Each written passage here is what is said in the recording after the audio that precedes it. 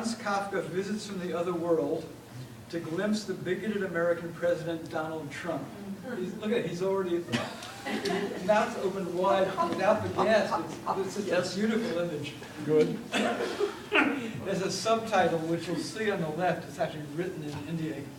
September 15th, 2018. Trump demands an investigation of how Kafka entered U.S. pictorial space and picture plane without a visa. Unbelievable. Everybody's gas radars are on? Dear friend. Here we go. Oh my.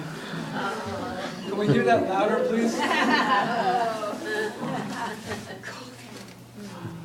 You want to turn the camera towards the Lord of gasping? You're the creator of all of this, including my gas. So I could say what's going on in here and there, but how about some questions? How about some analysis?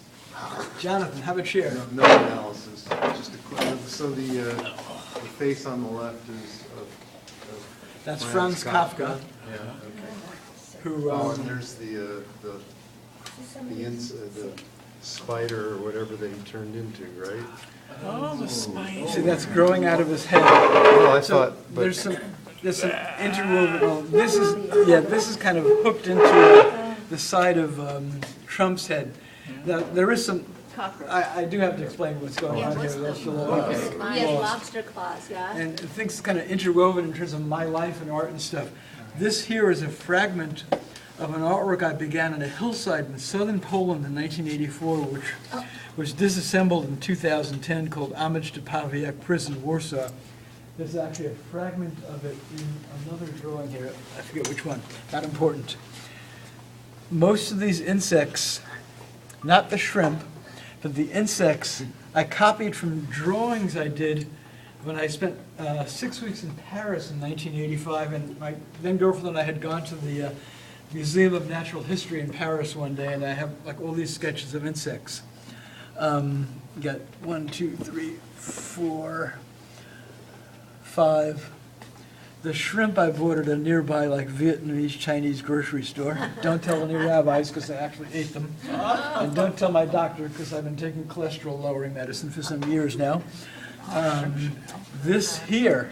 Yeah, what is that? It's like a spine. Is it a spine So, or a jaw of a monster? so It's like both. there's a different mosaic drawing combo I did, which you haven't seen, which I did actually earlier this year. It's called The Sea Monsters and the Child with the Bird's Nest Scarf in the Kielce Ghetto, Nazi-occupied Poland, 1942. And in the mosaic, there are like kind of sea monsters, and I had done drawings of the sea monsters on paper, which I then copied onto the wood for where the mosaics were going to be, and I had the drawings left over. So when I pulled this out of like a flat file, I saw it one day, and the idea for this kind of was coming to fruition, and I basically I pasted it on here. It's actually layered on there, and then I kind of added color and stuff. It was just pencil, like black and white, monochromatic, and then I began doing all the drawing, kind of like these insects coming down from it and so on. So it was kind of like fanciful kind of sea monsters, which are used kind of when I do occasional guest tolerance education, like in elementary, primary schools. Having this sort of imagery has really helped in terms of that type of guest teaching. Are those emanating from Trump's head? Yeah, from the top of his head, kind of like, in Jewish terms, shellfish is like, the word is treif. David, is that Yiddish or Hebrew or Jonathan? I forget. Torn means torn. What's that? It means torn, rent. Trafe does? Well, it refers to like non-Jewish food. Yeah. It's called Kosher, treif. yeah. Not kosher, right? Yeah, so I think of like Trump as quintessentially, despite his having brought over great joy to like right-wing Jewish Israelis moving the U.S. Right. embassy. Right. Jewish as being like quintessentially like, and I still haven't forgiven him for the anti-Semitic tweet he did during the campaign, with Mrs. Clinton and the money and the Star of David and the most corrupt candidate ever. It's like straight out of the Third Reich, Der Stürmer playbook. And then kind of the shrimp floating around there. And this is also from one of the Sea Monster sketches for the. So if you go on my website and go to the Under the Wings gallery, bring up Under the Wings 66, you can see the mosaic sections of the sea monster in that particular artwork. So what do you think? Bravo. Intense, right? Intense. I got a wow, bravo, very intense. Thank you, thank you, thank you. The claws also look like they're parrots, is that right? Also? The claws? Oh, they Like do. the lobster claws? Yeah, And then yeah, also- they're kind of lobster. Parrot yeah, crab. Parrot fits in better. Because you're a bird guy. Yeah. But, So it's like it's like. and I think of parrots also, they're good in terms of mimicking. And, I don't know. So you got several metaphors perhaps that you can interpretatively think of there. Wow, you are very busy from September through. Yeah, actually, I decided to do a bunch of 16 by 20 drawings because I could get frames at Goodwill 2 blocks away, and it's just easier for framing, and storage is like, my apartment just packed to the Yeah, gills. stay on that. So let's head over here. I didn't mention these two books and the one on the left. And I think that one covered everything. See, you can turn it over and start again.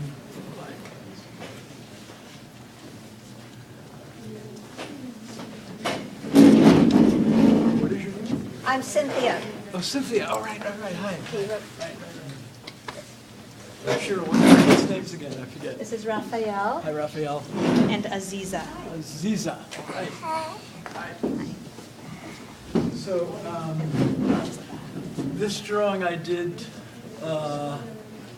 let's date it here, July 8th, 2018. And it says, by pet parakeet Monty, 1965, and Bobby Kennedy, 1925 to 68. In 1964 autumn, I was 14 years of age, and I volunteered after school in the evening stuffing envelopes for his campaign, Bobby Kennedy, at the Eastern Queens Young Democratic Club. The old guys gave me an RFK medal tie clasp as a thanks. He was running for U.S. Senate at the time. And then he became a U.S. Senator. And when I think about this, last year was the 50th anniversary of his having been assassinated. Is that right? We lose pets.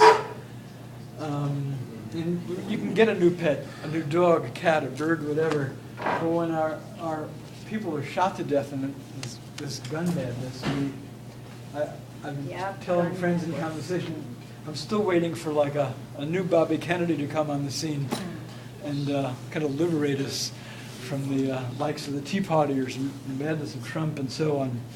This is a recent drawing I did also in the series. It depicts a 30-year-old man named Brent Martin. He was English, as in a British English. He was a learning disabled. He spent a lot of his life in hospitals.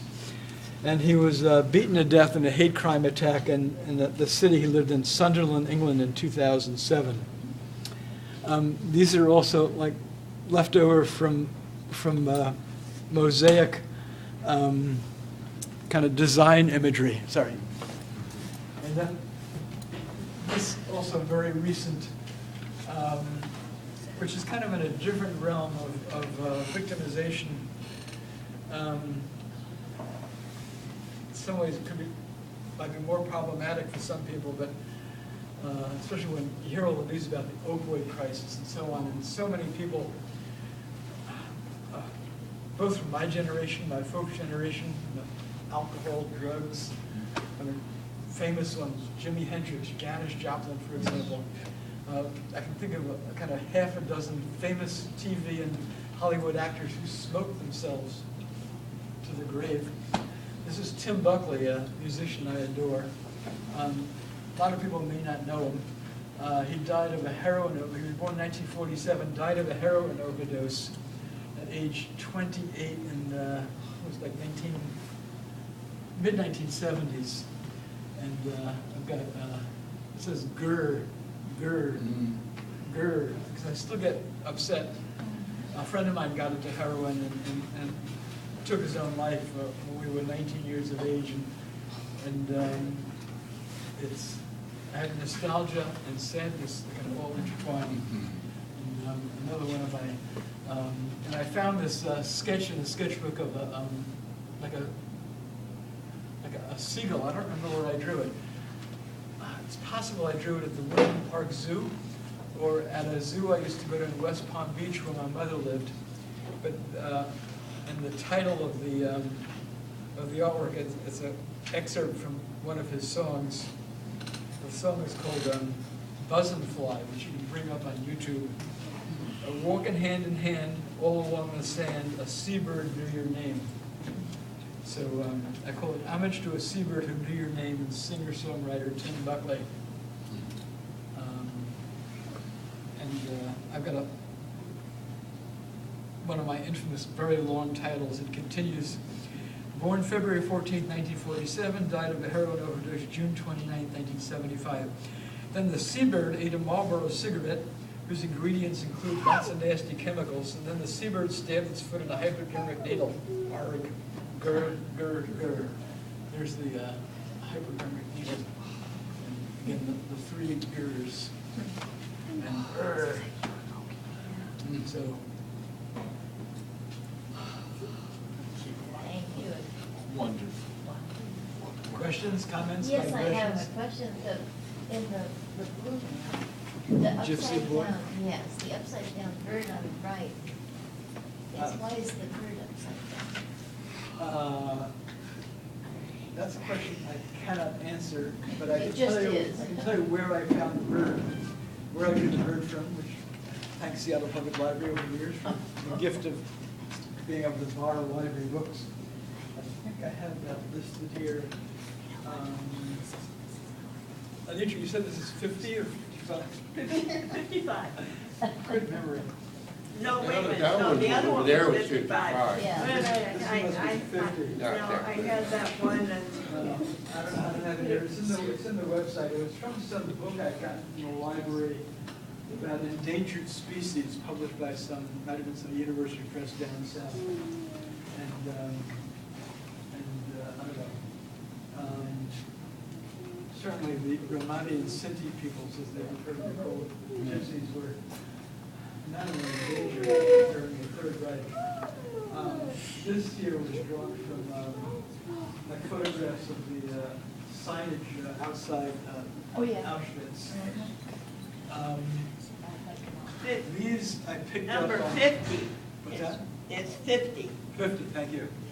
The flowers I just drew from flowers I picked up. I think these I picked up outside somewhere. This I might have bought. And this like unicorn, like, was just from my imagination.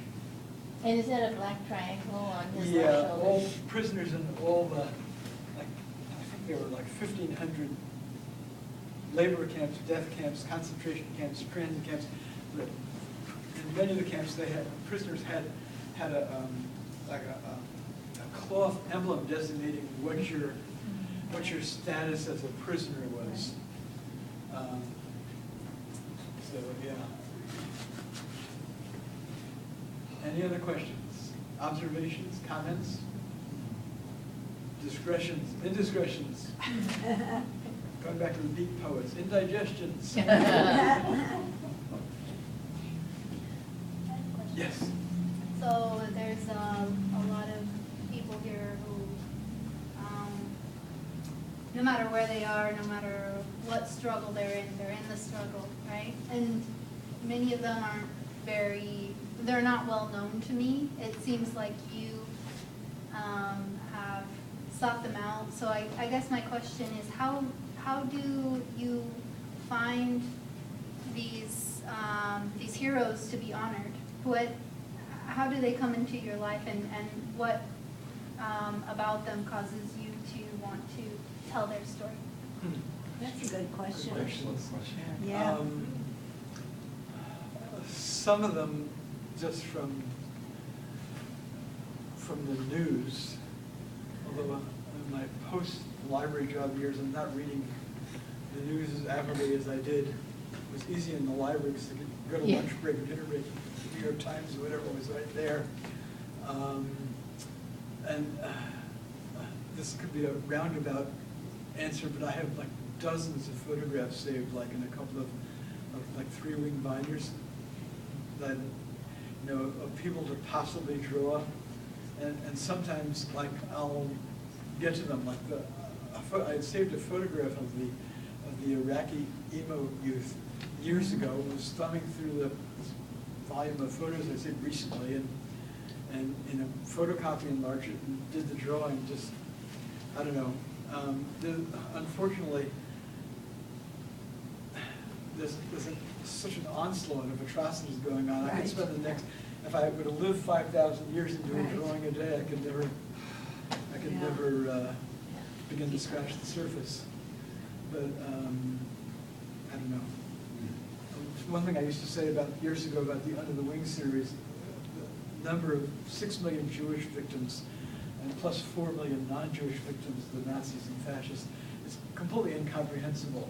We can't assimilate these numbers. And someone said in some program, a slideshow, whatever I gave years ago, that you've given away to individual, you kind of just offering a small number of victims offers a way to kind of understand the impossible. And I don't know, there's some other, I've done 2 drawings in the sightseeing series of Khmer Rouge victims. People have asked me, are you going to do something from like Rwanda, for example? I haven't yet, but I may.